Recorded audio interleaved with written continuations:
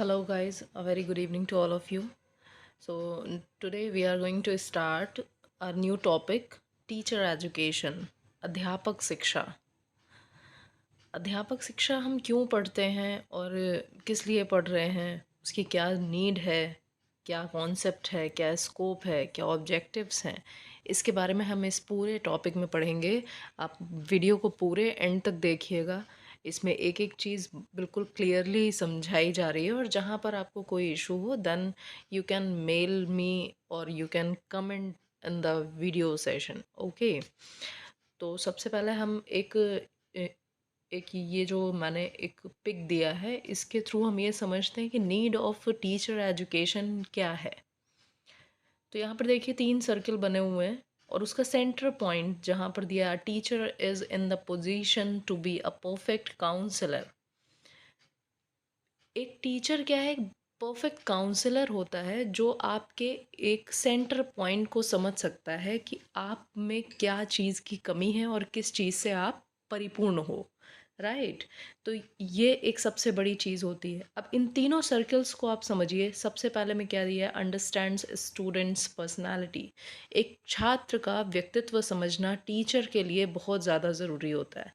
आप देखेंगे कि क्लास में एक जैसे स्टूडेंट नहीं होते, सारे डिफरेंट डिफरेंट क्वालिटीज़ के, डिफरेंट डिफरेंट नेचर के, और सभी के डिफरेंट डिफरेंट उद्देश्य या ऑब्जेक्टिव्स होते हैं। नेक्स्ट देखिए, अंडरस्टैंड स्टूडेंट्स कैपेबिलिटीज़। हर एक बच्चे की अपनी एक नेचुरल कैपेबिलिटी है। फॉर एग्ज़ाम्पल, आप ग्लास के अलग अलग साइजेस को लीजिए। कोई चौड़ा है, कोई लंबा है, कोई पतला है, अलग डिज़ाइन का है, किसी की शेप अलग है। जस्ट लाइक दैट स्टूडेंट्स भी इसी तरीके के हैं। आप सब में पानी फिल करिए, जिसकी जितनी कैपेसिटी है वो उतना ही पानी लेगा, और अदरवाइज़ वो पानी बाहर निकल के गिरने लगेगा। ऑलराइट, तो यहाँ पर क्या बात की जा रही है कि जैसे जिस तरह से स्टूडेंट की कैपेबिलिटी है, आप सिर्फ़ और सिर्फ उसी तरीके की बात करिए, और कुछ भी नहीं। नेक्स्ट क्या है, अंडरस्टैंड हायर एजुकेशन। कैसे बच्चा हायर एजुकेशन को समझ पा रहा है, कैप्चर कर पा रहा है, इसकी बात की जा रही है।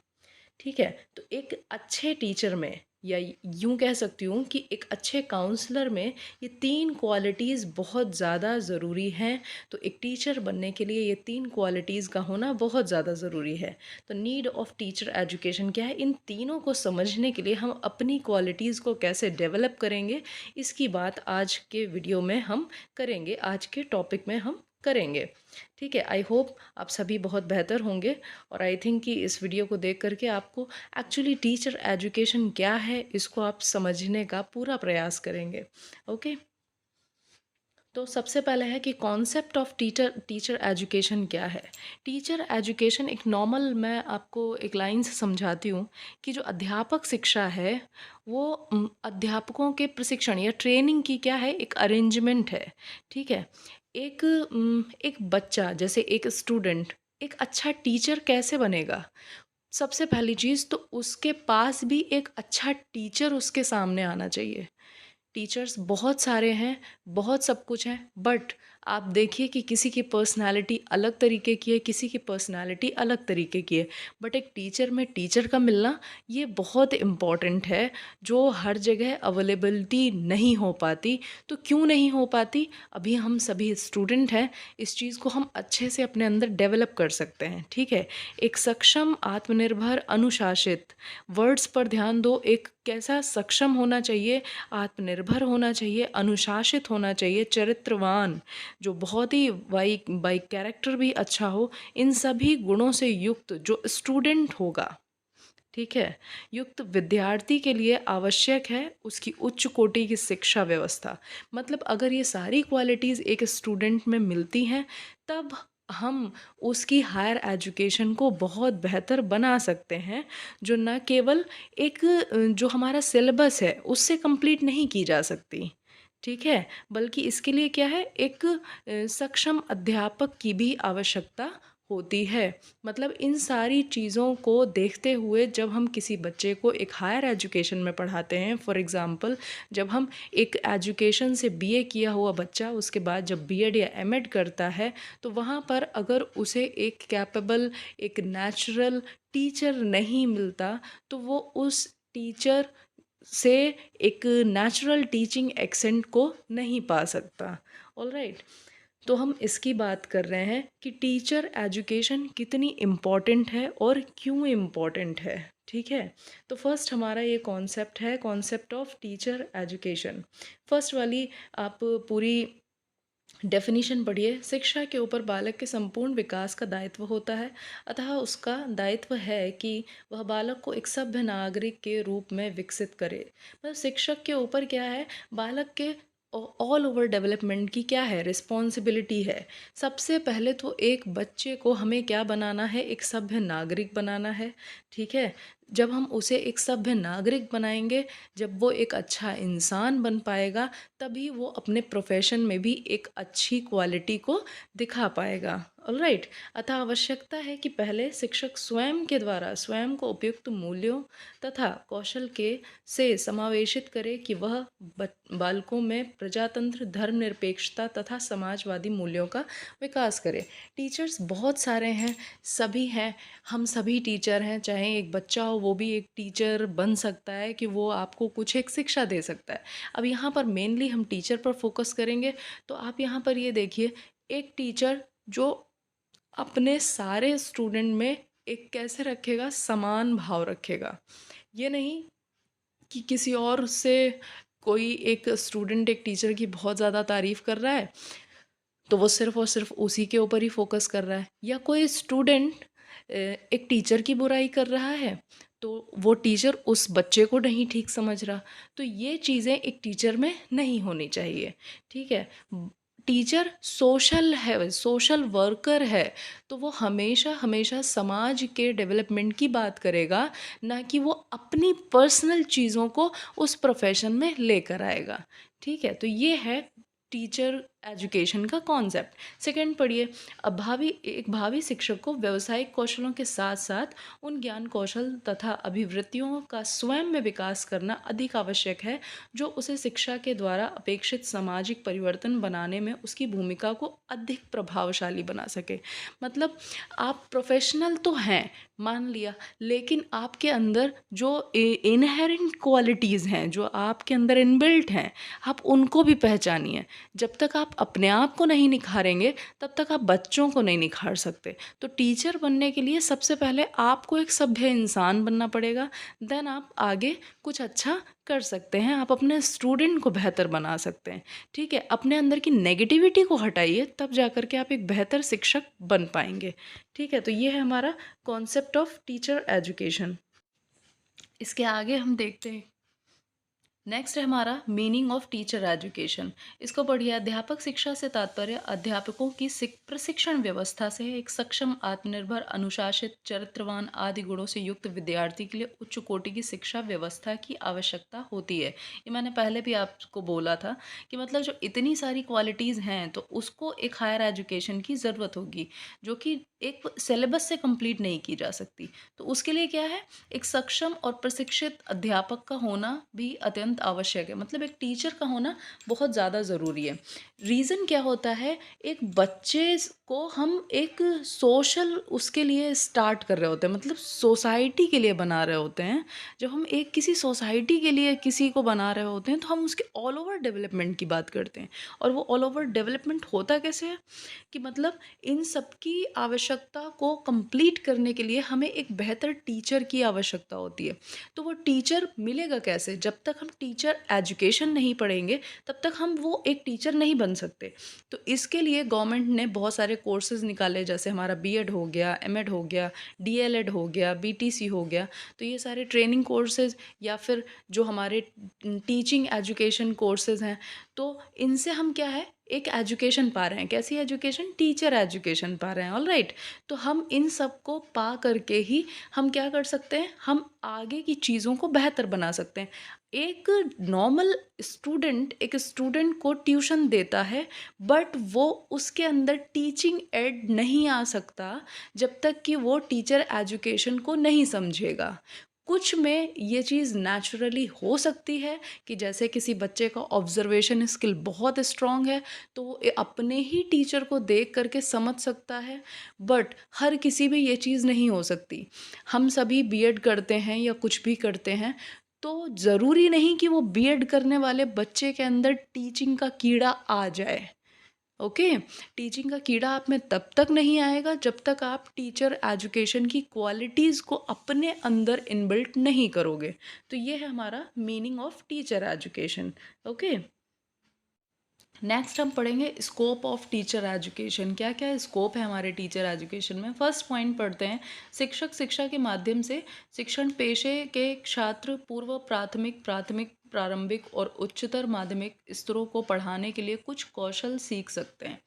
मतलब अलग अलग लेवल पर हमें टीचिंग करने के लिए हमें अलग अलग स्किल्स को इनबिल्ट करना पड़ता है। जैसे इस प्रकार शौकिया शिक्षकों द्वारा ठीक से विश्लेषण किए जाने के लिए शिक्षक शिक्षा एक अलग पाठ्यक्रम बन जाता है। जब हम डिफरेंट डिफरेंट लेवल पर कोई भी चीज़ पढ़ते हैं तो उसका अलग अलग सिलेबस है। आप प्री प्राइमरी को प्राइमरी में नहीं इनबिल्ट कर सकते, और फिर प्राइमरी एजुकेशन को आप जो आपकी एलिमेंट्री एजुकेशन है उसमें आप नहीं इनबिल्ट कर सकते, और एलिमेंट्री को आप हायर एजुकेशन में इनबिल्ट नहीं कर सकते। तो हर एक लेवल का अलग अलग सिलेबस है। इसको आप किस तरीके से कैप्चर करेंगे, जैसे कि आपको ट्रेनिंग मिली है या आपको एजुकेशन आपको बताया गया, आपको टीचर ट्रेनिंग में बताया गया कि आपको प्री प्राइमरी लेवल के बच्चों को पढ़ाना है, जो कि कौन से होते हैं, नर्सरी और केजी वाले, उनको पढ़ाना है, प्ले ग्रुप वालों को पढ़ाना है। तो अगर आपको बस इतना पता है तो आप प्राइमरी लेवल के बच्चों को हैंडल नहीं कर सकते जब तक कि प्राइमरी लेवल को आप एक बार फेस नहीं करोगे, या फिर आपको उनके बारे में प्रशिक्षित ना किया गया हो। ठीक है, पहला पॉइंट ये बता रहा है। नेक्स्ट देखिए, शिक्षक शिक्षा बाल मनोविज्ञान के विश्लेषणात्मक अध्ययन को कक्षा में सीखने के साथ जोड़ने का मार्ग प्रशस्त करती है, जिससे शिक्षक व्यवहार की गहरी समझ विकसित कर सके। अब देखिए यहाँ पर टीचर एजुकेशन है वो आपका साइकोलॉजिकल पार्ट जो है उसको भी एनालिसिस करती है, मतलब उसको भी आपको पढ़ाने में मदद करती है। ठीक है, कि आप एक क्लास में जाओगे तो उसके साथ साथ आप बच्चों के साथ किस तरह से रिलेशन क्रिएट करोगे। ठीक है, जब वहाँ पर आपको इस चीज़ की समझ नहीं आएगी तो आप बहुत ज़्यादा हड़बड़ा जाओगे किसी भी क्लास में जा कर के। सिर्फ एक नॉर्मल तरीके से बच्चों से इंटरैक्ट कर लेने से आप एक अच्छे टीचर कैसे बन सकते हो? पहली चीज़ आप में नॉलेज होनी चाहिए, दूसरा आप में एक कॉन्फिडेंस होना चाहिए, थर्ड आपका कम्युनिकेशन स्किल अच्छा होना चाहिए। 3 चीज़ें आपको एक बेहतर टीचर बनाती हैं। तो इन सारी चीज़ों की ट्रेनिंग पेडागॉजिकल वे पर, प्रैक्टिकल वे पर कौन देगा? टीचर एजुकेशन देगी। ठीक है? नेक्स्ट देखिए, शिक्षक शिक्षा पर्यावरण और समाज के साथ बच्चे के संबंधों से संबंधित समाजशास्त्रीय पहलुओं की नींव रख सकती है। मतलब जो टीचर एजुकेशन है वो बहुत सारे एस्पेक्ट्स पर बच्चे को कैसे रिलेट करेगी, किससे? एनवायरनमेंट से और सोसाइटी से। ठीक है, जिसका शिक्षकों द्वारा बारीकी से अध्ययन किया जाना चाहिए। मतलब जब एक छोटा बच्चा आता है वो एनवायरनमेंट से बहुत ज़्यादा फ्रेंडली नहीं होता, वो नहीं जानता कि हमें किस चीज़ को किस तरीके से करना है। ठीक है, और हमारी सोसाइटी को भी वो नहीं जानता। इसीलिए जब छोटे बच्चे होते हैं तो हम वहाँ पर क्या करते हैं, हम उनको बताते हैं ना, आपको इस रास्ते पर जाना है, इधर नहीं जाना है, यहाँ पर गंदगी पड़ी है। ठीक है, जब छोटा या बच्चा हो या बड़ा बच्चा हो, हम हर एक लेवल पर बच्चे से अलग अलग तरीके की बातें करते हैं। तो अगर हमें स्वयं में इस चीज़ की समझ नहीं होगी तो हम बच्चे को क्या समझाएंगे। ठीक है, ये एक पॉइंट है टीचर एजुकेशन का। ठीक है, हम उस बच्चे को पर्यावरण और समाज के साथ जो भी रिलेशन है, मतलब सोशियोलॉजिकल एस्पेक्ट्स हैं, उसकी हम नींव रखेंगे कैसे, जब हमें खुद भी इस चीज़ का नहीं पता होगा। अब यहाँ पर एक एग्जांपल समझो, एक 12th क्लास का बच्चा जो एक रेगुलेशंस रूल्स में रहा है, जैसे कि एक प्रेयर के टाइम में प्रेयर, आपका लंच के टाइम पर लंच किया उसने, और फिर छुट्टी का बेल बजा तो वो चला गया। अगर हम वही रूल्स एक कॉलेज लेवल के बच्चे पर अप्लाई करने लगेंगे, तो वहाँ पर टीचर और स्टूडेंट का रिलेशन अच्छे से नहीं क्रिएट हो सकता। ठीक है? हम जब ग्रेजुएशन में स्टूडेंट को पढ़ाएंगे, तब वहाँ पर टीचर का एक फ्रेंडली कनेक्शन स्टूडेंट के साथ जुड़ना चाहिए, बट इन लिमिट्स। ओके, ठीक है। तो यहाँ पर क्या सीन है, हर बच्चे का अलग लेवल है, हम उस बच्चे को किस तरह से ट्रीट करते हैं, इस चीज़ की समझ एक टीचर के अंदर ज़रूर होनी चाहिए। एक छोटे से बच्चे को हमें कैसे पढ़ाना है, फिर एक 8th क्लास के स्टैंडर्ड को बच्चे को हम कैसे पढ़ाएंगे, और 12th स्टैंडर्ड को कैसे, और फिर हम हायर एजुकेशन में जाएंगे तो वहाँ पर हम एक स्टूडेंट के साथ कैसे रिलेशन क्रिएट करेंगे। इसी तरह से जब हम इस रिलेशन को बेहतर तरह से क्रिएट कर पाएंगे, तभी हम सोशोलॉजिकल एस्पेक्ट्स की नींव बेहतर तरीके से रख पाएंगे। ठीक है, नेक्स्ट पॉइंट देखिए, शिक्षक शिक्षा विभिन्न विषयों जैसे मानविकी, कला, विज्ञान, दर्शन, समाजशास्त्र आदि से संबंधित हो सकती है। शिक्षक शिक्षा में आपको हर एक चीज़ पढ़नी है, जैसे हम साइकोलॉजी भी पढ़ते हैं। ठीक है, हम सभी चाइल्ड साइकोलॉजी पढ़ते हैं। क्यों पढ़ते हैं? क्योंकि हमें बच्चे के माइंड को पढ़ना है, बच्चे की आदतों को जानना है, बच्चे के नेचर को जानना है। वो बच्चा चाहे छोटा हो या बड़ा हो, हम कहाँ तक पढ़ते हैं, हम एडल्ट एजुकेशन तक पढ़ते हैं, राइट। फिर उसके बाद हमें ड्राइंग को भी समझना है, हमें साइंटिफिक एस्पेक्ट्स को भी समझना है, हमें टेक्निकल भी समझना है, हमें फिलोसफिकल एस्पेक्ट्स भी समझने हैं, और हमें सोशियोलॉजिकल एस्पेक्ट्स भी समझने हैं। क्यों समझने हैं? क्योंकि हम जब तक सारी चीज़ें नहीं जानेंगे, तब तक हम सोसाइटी के लिए एक अच्छे बच्चे को रेडी नहीं कर पाएंगे। ठीक है, तो टीचर के ऊपर रिस्पॉन्सिबिलिटी होती है सोसाइटी को बनाने की। ओके, तो जब तक हम ये चीज़ें नहीं सीखेंगे, तो हम आगे कैसे किसी को बना सकते हैं। ओके, फिर नेक्स्ट आ जाता है हमारा ऑब्जेक्टिव ऑफ टीचर एजुकेशन। यहाँ पर हम ऑब्जेक्टिव में 3 तरह के ऑब्जेक्टिव्स पढ़ेंगे। सबसे पहला हमारा कॉग्निटिव पर्पस, बोधात्मक उद्देश्य। नेक्स्ट हमारा रहेगा स्किल ऑब्जेक्टिव्स, कौशल उद्देश्य। लास्ट हमारा रहेगा अभिवृत्ति से संबंधित उद्देश्य, एटीट्यूडनल ऑब्जेक्टिव्स। ठीक है, सबसे पहले हम बात करते हैं बोधात्मक उद्देश्य की, मतलब कॉग्निटिव लेवल पर क्या क्या ऑब्जेक्टिव्स रहते हैं। ठीक है, तो हम सबसे पहले बात कर रहे हैं कॉग्निटिव पर्पस की। फर्स्ट पॉइंट में क्या है, समाज की संरचना, knowledge of the structure of functions and interaction of the society. मतलब हम सोसाइटी के साथ किस तरह से इंटरेक्ट करेंगे, ये चीज़ हमें कौन समझाएगा? Teacher education. सोसाइटी के साथ हमारा इंटरेक्शन कैसे होगा, हम वहाँ पर वर्क कैसे करेंगे, और हम वहाँ पर किस तरह की नॉलेज गेन करेंगे या नॉलेज देंगे, यहाँ पर ये सबसे बड़ा ऑब्जेक्टिव हो जाता है। नेक्स्ट क्या है, बाल विकास एवं अधिगम प्रक्रिया का बोध।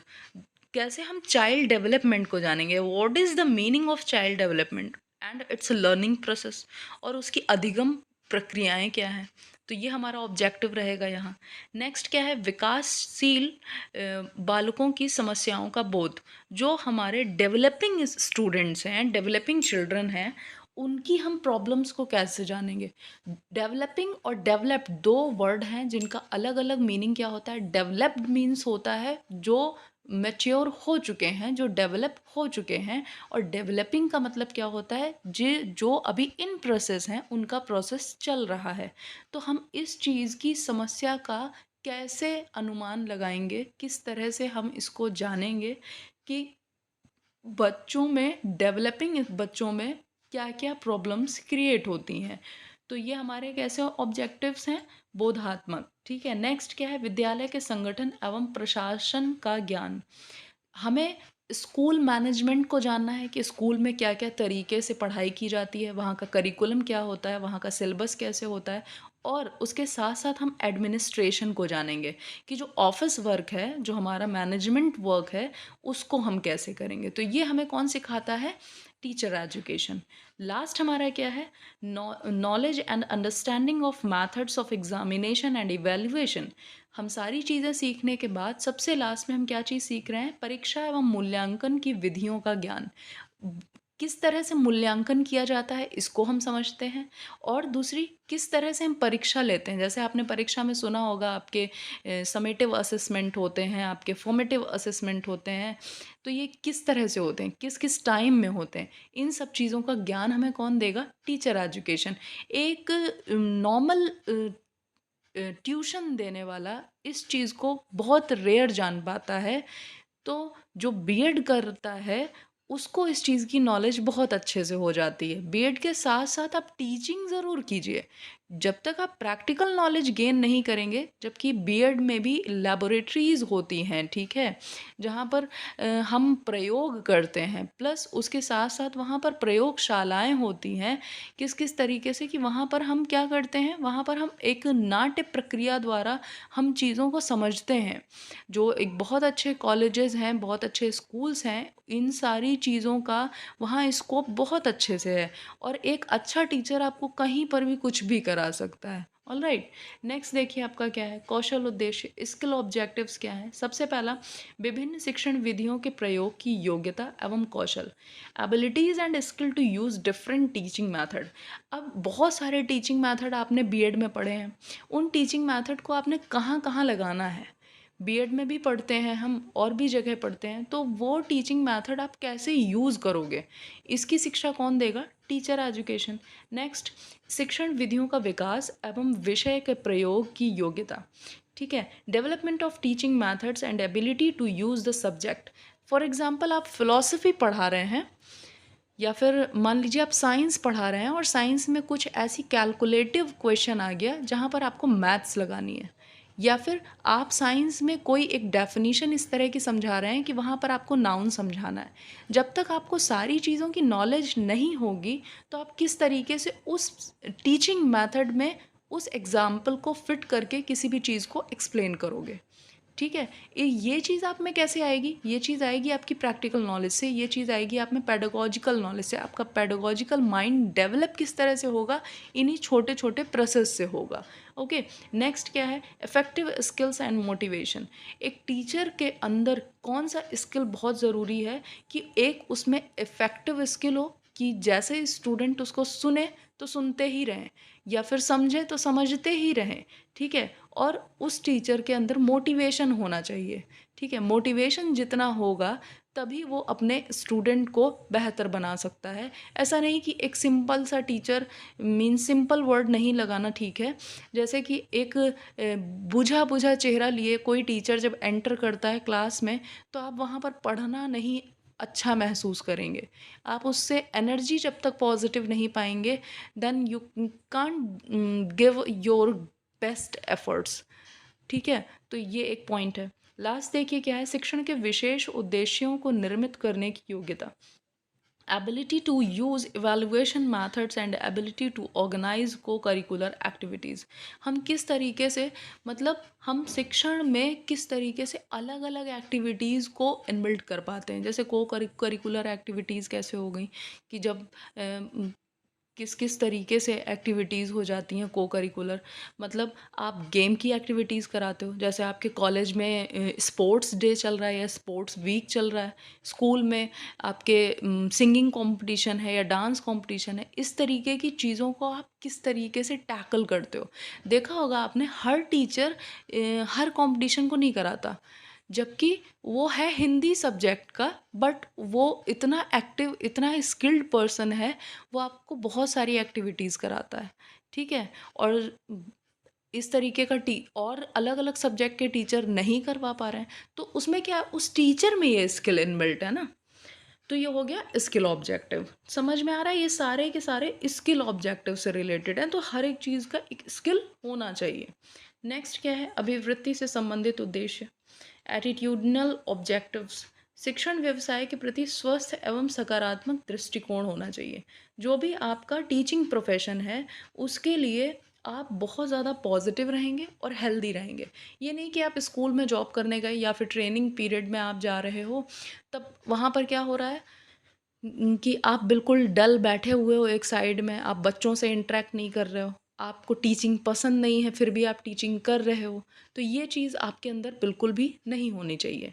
नेक्स्ट क्या है, शिक्षण समस्याओं के प्रति वैज्ञानिक एवं वस्तुपरक दृष्टिकोण, scientific and objective approach to teaching problems.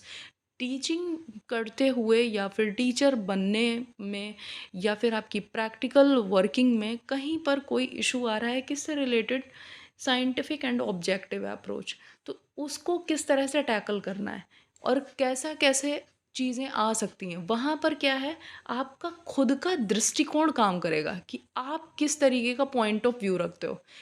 जितना पॉजिटिव आपका पॉइंट ऑफ व्यू होगा उतना ईजिली आप क्वेश्चन को सॉल्व कर पाते हो, अदरवाइज वहाँ पर वो क्वेश्चन सॉल्व होने में प्रॉब्लम क्रिएट होती है। ठीक है, लास्ट देखिए क्या है, अध्यापक में प्रजातांत्रिक एवं राष्ट्रीय दृष्टिकोण होना चाहिए। क्या चीज़, the teacher should have democratic and national outlook. एक टीचर में बहुत ज़्यादा डेमोक्रेटिक सेंस होना चाहिए, ये नहीं कि वो सिर्फ और सिर्फ एक चीज़ पर बात करे, ठीक, उसका एक नेशनल पॉइंट ऑफ व्यू होना चाहिए, ना कि रिलीजियस पॉइंट ऑफ व्यू हो या फिर कास्टिज्म पॉइंट ऑफ व्यू हो, ये चीज़ें बिल्कुल भी नहीं होना चाहिए। एक टीचर में पॉलिटिकल पॉइंट ऑफ व्यू भी नहीं होना चाहिए, ठीक है। छात्रों की समस्याओं के प्रति सहानुभूति दृष्टिकोण तथा उन्हें उचित अनुमति देना। यहाँ पर एक बहुत सुटेबल एग्जाम्पल है, जब आप हायर एजुकेशन में आते हो या फिर प्राइमरी लेवल छोड़ दीजिए, आप एलिमेंट्री एजुकेशन और एलिमेंट्री एजुकेशन की हम बात करते हैं, वहाँ पर क्या है, एक स्टूडेंट डेली लेट आ रहा है और आप एक टीचर हैं। 3 दिन वो लेट होने के बाद आप उससे पूछते हैं लेकिन वो बता नहीं पाता आपको कि वो क्यों लेट हो रहा है, और आप उसको पनिशमेंट दे देते हो, ठीक है, पनिशमेंट दे देते हो। तब फिर क्या होता है,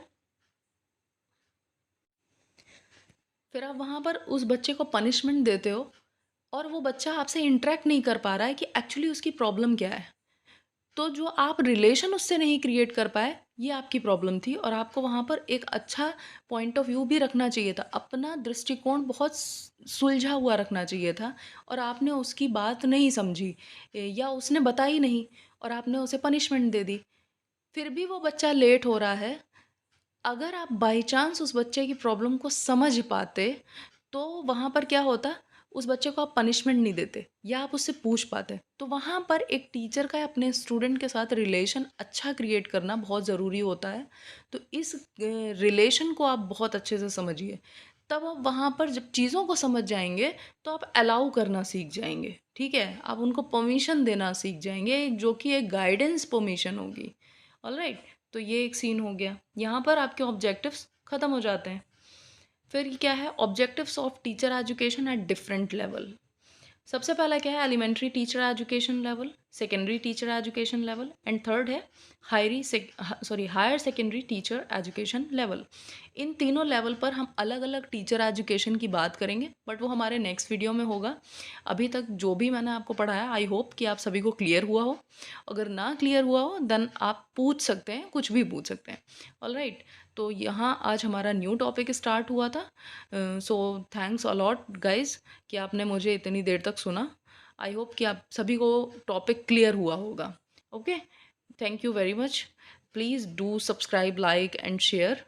okay, bye bye, good night, take care.